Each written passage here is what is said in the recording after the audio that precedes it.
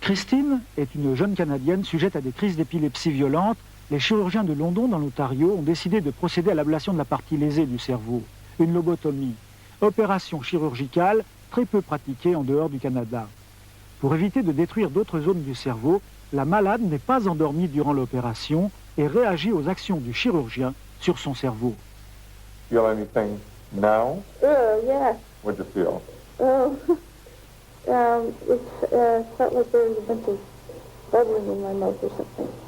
Count backwards from 20 for me. 20, 19, 18, 17, 16, 15, 14, 13, 12, 11. What'd you feel there? So like a sensation in my tongue. Oh, il y a une ambiance d'enfer derrière vous. Il y a une très bonne ambiance. Est-ce que vous vous sentez proche de cette culture banlieue?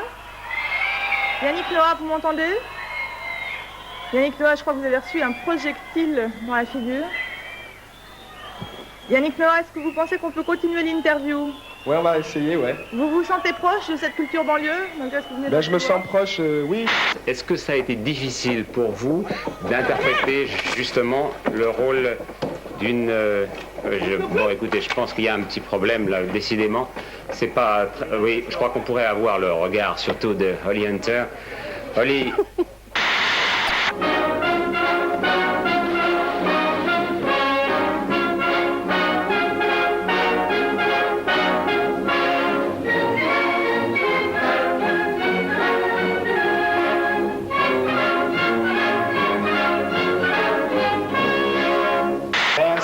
I look like Sugar Ray. Pop, pop, hooking, jabbing and left hooking, jabbing and left hooking. Yeah, I'm a pretty fighter. I don't get hit. See how pretty and smooth I am? I don't get cut or marked. I'm something new. The game is alive. If it wasn't for me, things would be dead.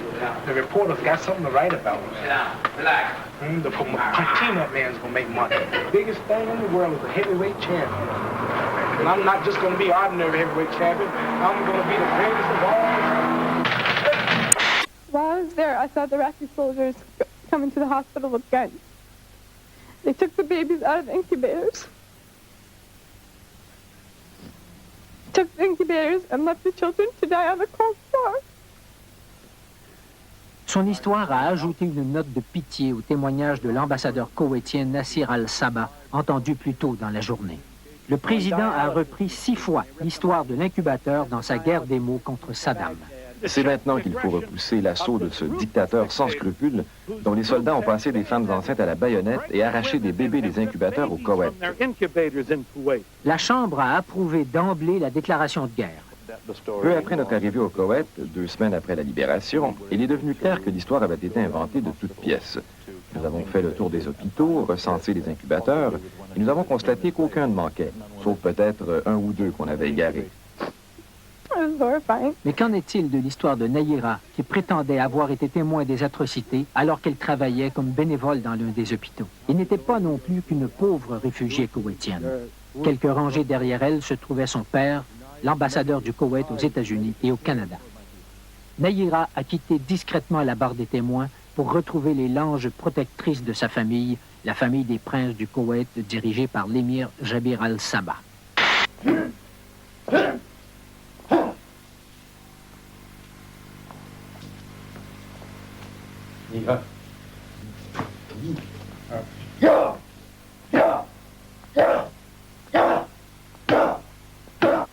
La vie au monastère n'est pas de tout repos. Même dans les moments de détente, les moines recherchent une position pour obliger leur corps à l'exercice. Wat kunnen ze naar school? Nee, we komen in augustus naar school. Maar voor school, in schooltijd tot eerste pauze, zo zwart is, na eerste pauze is er niks. Hoekom? Want ons gaan hulle doodslaan. Hoekom? Dan mag jy naar school wees. Hoekom? Want ons hou nie van hulle nie. Dan mag jy naar school kom, hulle is nie met mense nie. Hulle praat dan zwarte taal, hoe kunnen ons verstaan? Maar als hulle dan Afrikaans praat? En dan gaan hulle ook kleren hulle stink. Un mot des parloirs. Vous, votre femme vient vous voir. Oui. C'est pas trop dur quand même de... Bah disons c'est dur parce que moi j'ai une femme, ça fait 4 ans et demi qu'elle m'assiste. En parlant poliment, elle se masturbe comme moi je me masturbe en prison. dehors, elle se masturbe, elle vient au parloir, la moindre des choses c'est que je lui touche un peu, je la touche un peu. Maintenant il me voit, il me met un rapport. Plusieurs fois, sur quoi je vais au parloir, de toute façon je suis suivi. Il y a les matons qui se mettent carrément dans ma cabine pour me surveiller. Maintenant, le maton, il voit deux détenus s'enculer dans la cellule, il dit rien, parce que ça rentre dans les critères de la prison. Enculez-vous, mais vous, comme ça, comme vous enculez, vous ne pensez pas vous évader. C'est ce qu'on dit. Elle a fait une hémorragie et elle est morte en 12 heures. En 12 heures de temps, on n'a rien pu faire. C'était effrayant, hein. Mais oui, on ne lui a jamais donné d'os. Jamais, même pas du tout. C'est à notre insu qu'on lui a donné des os. Oui, c'est à notre insu. On va te remettre à ta place, oui. Tu vas surveiller ce qu'il fait, papa. Et cette personne regrette? Nous lui avons téléphoné pour le lui dire. Et elle s'est mise à rire au téléphone. Donc elle était vraiment très heureuse de sa réussite, si vous voulez. Il est évident que tout le monde a compris que cette personne, c'est... C'est ma fille. C'est ma fille cadette. Oui, oui. Elle en était jalouse depuis très longtemps. Elle jalousait toujours le chien. Elle prétendait que je faisais plus pour la bête que pour elle, ce qui est absolument inexact. On ne peut pas comparer un animal et un être humain. Et c'est elle qui a, évidemment, donné des os à Minnie, oui.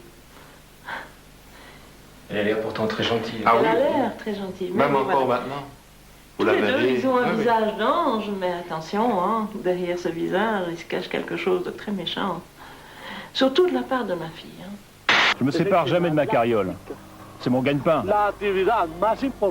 Ici, mon activité principale, c'est donner un coup de main aux camions qui tombent en panne sur la ligne A. Les surveiller à cause des voleurs, ou bien alors chercher une pièce de rechange avec mon chariot.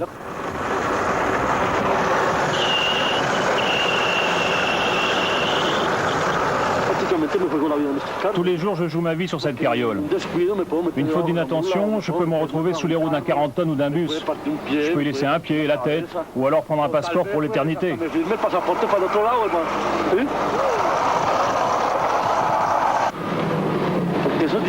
Tu vois, mon frère, sur la ligne 1, on risque sa vie tout le temps. Chaque erreur peut être fatale.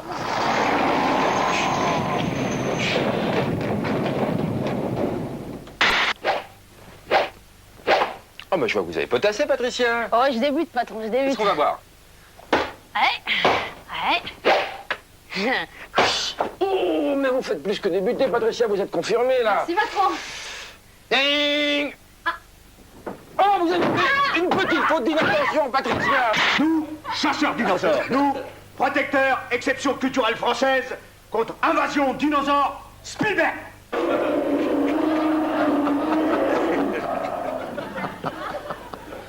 You talking to me? You talking to me? What the fuck are you doing? You talking to me? Get that fucker, go piece of shit, motherfucker! Hey, you, motherfucker! Hey! You shut up! Listen, you fucking shut up! God. You fuck my wife? YTV, the Caring Station.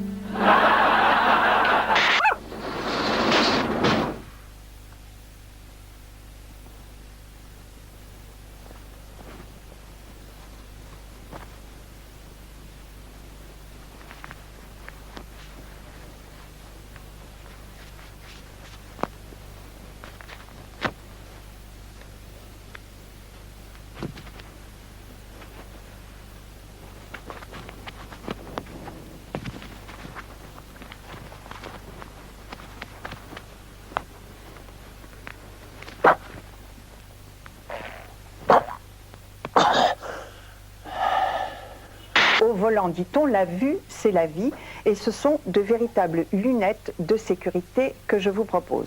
Je trouve tout d'abord qu'elles sont élégantes. Chacun de leur côté, ils ne vendaient plus assez de disques, ils ont donc décidé de fusionner Léo Ferré et Charles Aznavour.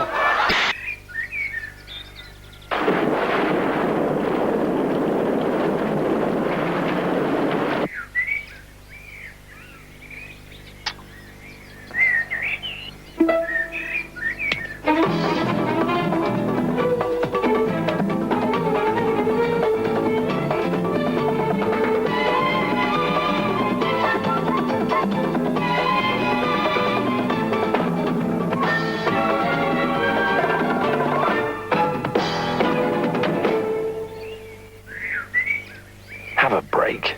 Have a Kit Kat.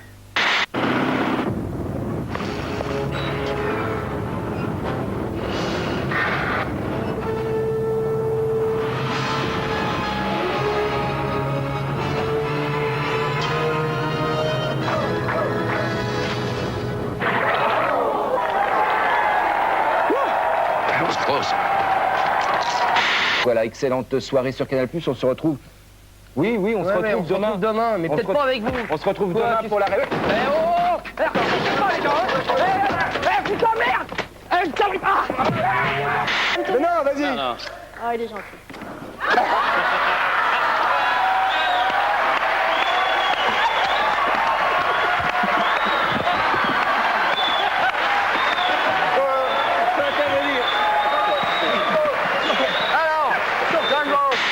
On a une surprise pour vous et je voudrais vous présenter quelqu'un que vous connaissez très bien. Sly! Salut! Ouais! Je suis le double de Sylvestre, moi.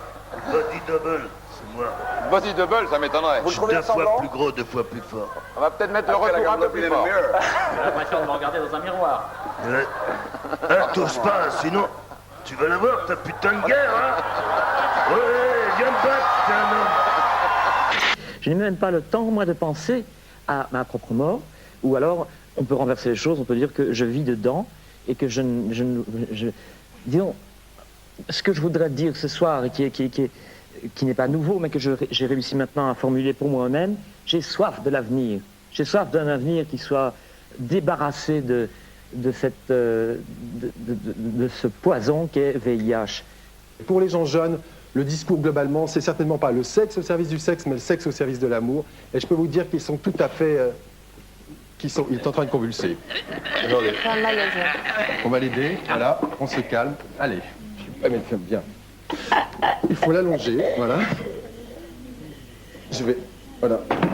On l'allonge comme ça, voilà. On va enchaîner, bien sûr. C'est un moment qui est très difficile et il faut ni essayer de l'évacuer, ni essayer J'arrive pas à trouver les mots parce que je suis très ému et je le dis franchement. Je crois que c'est le moment d'arrêter cette émission pour ne pas sombrer dans quelque chose qui serait un petit peu indécent.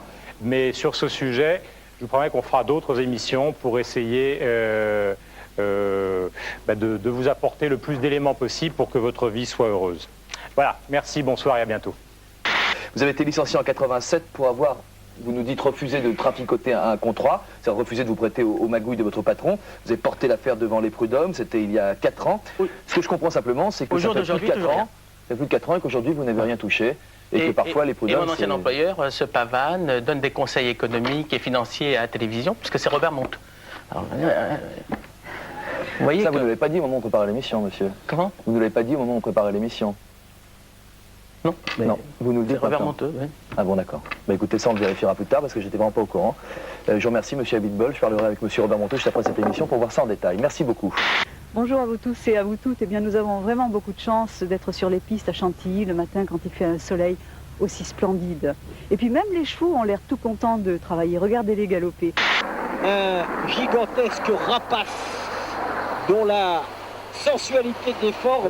Oh la vache!